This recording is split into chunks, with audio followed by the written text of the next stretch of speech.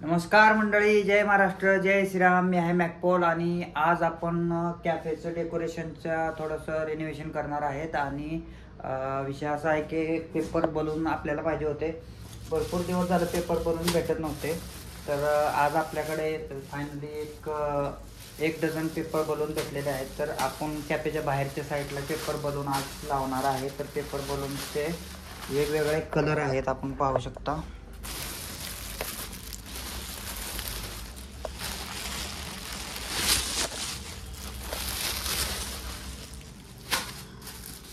वेगवेगळे कलर आपल्याला भेटलेले आहेत. तर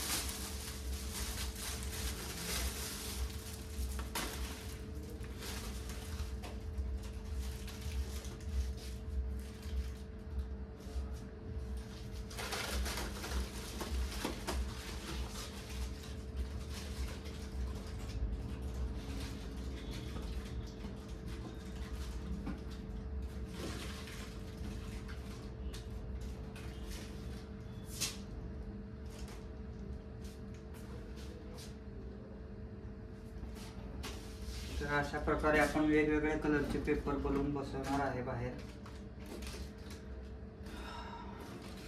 आणि आज महत्त्वाचा विषय म्हणजे आज दुसरा एक प्रॉब्लेम असा झालेला आहे की आपण हायवेच्या शेजारी नवीन बॅनर लावलेले होते कॅफेच्या ॲडव्हर्टाइजमेंटसाठी. तर मला एक मित्राचा कॉल आला की आपण नवीन लावलेले परवा दिवशी लावलेले बॅनर फाडले. तर आपण आता ते जाऊन बघायचं की काय कंडिशन आहे तिथं. बॅनर फाडलेत, तर ते जाऊन आता आपण पाहूया. त्याच्यानंतर मग पेपर बलूनचं काम चालू करणार आहे आपण. आणि पेपर बलून पूर्णपणे आपण आज कसे लावतोय काय ह्याचं डिझाईन आपण बाहेर बघणार आहे कॅफेचे इंटेरियर आणि एक्सटेरियर डेकोरेशनमध्ये.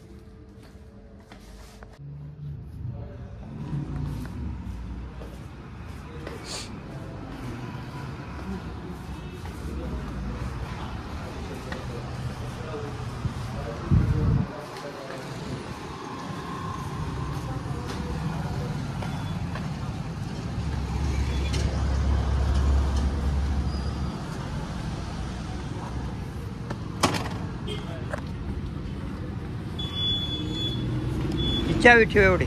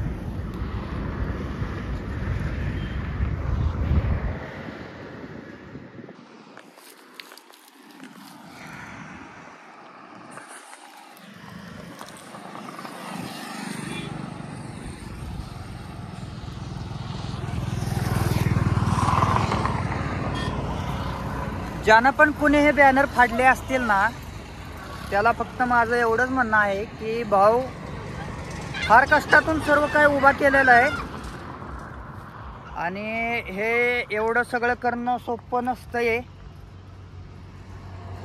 याच्या मागं फार मेहनत असते आणि तुला पण माहीत असेल, तू पण स्ट्रगल करत असशील की छोट्या छोट्या गोष्टीसाठी किती खर्च लागतो आणि हे सर्व उभा करण्यासाठी सर्व हे करण्यासाठी किती खर्च होतो, किती त्रास होतो आणि एवढ्या त्रासातून हे सर्व मी उभा केलेलं आहे. तर बॅनर फाडून तुला काय भेटणार आहे भाऊ, मला काय कळण्यात झालं.